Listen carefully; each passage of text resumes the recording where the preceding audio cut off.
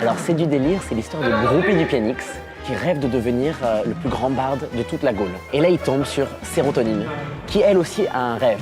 Elle rêve de devenir la première femme druide. Alors comment est venue l'idée du scénario? C'est Ludo il s'est dit comment on va faire chanter les personnages dans le village gaulois. Et du coup il a eu cette idée, je vais dire géniale, de partir d'une potion qui fait chanter les gens.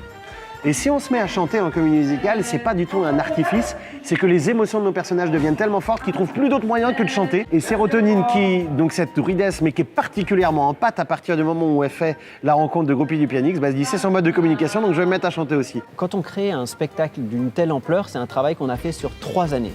Au cours de ces 3 années, la première année, c'est la définition du concept artistique. C'est là qu'on a rencontré Julien et Ludovic Alexandre. On va ensuite écrire ensemble le livret. On a une multitude d'allers-retours avec les éditions Albert René pour aller valider l'ensemble du script et l'ensemble des paroles des chansons. Une fois qu'on a cette base et ce socle artistique, on arrive sur la 2e année. Toute cette 2e année, ça va être le chiffrage de tout ce projet pour pouvoir se lancer en production exécutive. Le théâtre de Panoramix, effectivement, on y a fait plusieurs transformations. Pour le confort des visiteurs, on a mis du chauffage et de la climatisation en toutes circonstances et on a aussi refait tous les backstage, c'est-à-dire toutes les loges, les salles de pause. Forcément, il y a toute la phase technique qui est sur la scène, donc la construction de tous les équipements scéniques, l'intégration de la tournette, la refonte du plancher, la construction des décors. Et tout ça, ça constitue les changements qu'on a fait autour du théâtre de Panoramix. Alors, au niveau des auditions, on en a reçu au final quelque chose comme 350 physiquement. Et sur les 350 qu'on a vus, il y a eu plusieurs tours d'audition. Et au final, dernière étape, le workshop, étape merveilleuse où on réunit nos 85 finalistes pour retenir à la fin 44 interprètes. Ce spectacle est complètement en live. La seule chose qui n'est pas en live, c'est l'orchestre. On a enregistré l'orchestre des frivolités au studio Midi Live. Ça a été orchestré par Antoine Lefort et puis mixé par Clément Cornouault. L'enregistrement de l'orchestre, c'est toujours un moment assez exceptionnel. Parce que la musique prend vie avec 20 musiciens. C'est toujours dans cette idée d'harmonie. Quand tout le monde se met ensemble pour jouer la musique, ça prend une autre dimension. On imagine aussi les décors qui vont aller avec. C'est comme ça qu'on a décidé de travailler avec l'atelier du spectacle. Ils ont réalisé l'ensemble de nos décors. On est passé par différentes phases, donc ils ont sculpté tous les décors en polystyrène qu'ils ont ensuite peint et résiné pour avoir le résultat qu'on a aujourd'hui, avec à la fois du bas-relief sur les premiers plans, 20 cm de profondeur, et derrière on utilisait des aplats en 2D et des perspectives forcées. C'est ce qu'on voit derrière nous. On avait les décors, on avait les lumières, on avait le son bien entendu, et la dernière chose qui arrive, c'est les costumes. Mes premières inspirations, c'était les bandes dessinées, où en fait, moi, par contre, je devais venir un peu en contrepoint avec les costumes, avec un côté plus moderne, c'est-à-dire amener un peu de modernité dans des décors qui, eux, étaient des planches dessinées par Uderzo. Le visuel m'intéressait énormément.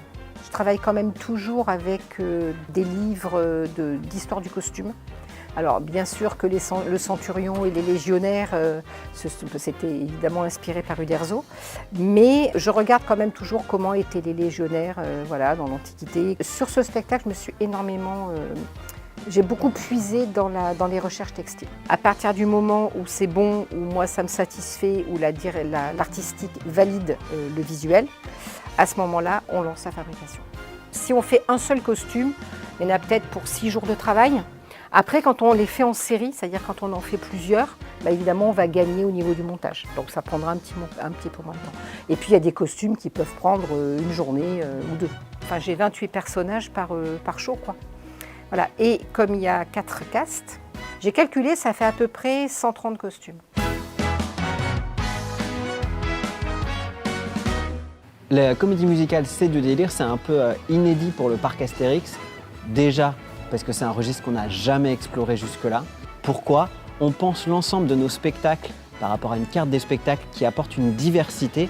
Et le seul registre qui nous manquait, c'était la musique. Je pense que le plus gros défi qu'il y avait à relever dans ce projet, c'était en même temps de créer une vraie comédie musicale avec tous les codes du genre, c'est-à-dire vraiment une succession de tableaux aussi bien de théâtre que chanter, que danser, mais tous contribuant à l'histoire et au développement des personnages. C'est vraiment d'arriver à condenser une comédie musicale qui durerait peut-être 1h30 ou 2h en 30 minutes. Le moment qui m'a particulièrement marqué, c'est je crois quand on a montré l'enchaînement des décors à tout le cast. Ils applaudissaient comme si c'était un spectacle, enfin comme si c'était le spectacle fini, c'est-à-dire qu'il n'y avait personne sur scène à part les décors. Mais déjà c'était assez exceptionnel, on mettait la musique et on a enchaîné juste l'enchaînement des décors. Et ça m'a rendu hyper heureux de voir le cast heureux et fier d'être dans ce spectacle. Je me rappellerai toujours de cette journée en répétition où nous avions nos 8 groupes hypernix et 8 sérotonines et de leur apprendre la chorégraphie des sangliers quand on avait les 16 à 4 pattes en train d'imiter les sangliers. Alors ça, anecdote incroyable de répétition, je m'en souviendrai toute ma vie. Alors si j'étais un personnage de Cédric Délire, je pense que sans aucun doute, je serais sérotonine. Parce que je suis une pile électrique qui a 36 000 idées à la seconde. Je pense que je me fascine de tout, que je suis curieux de tout. Mais si j'étais un personnage, je pense que je serais groupie du Pianix pour le côté je me donne les possibilités. Ça serait groupie du Pianix.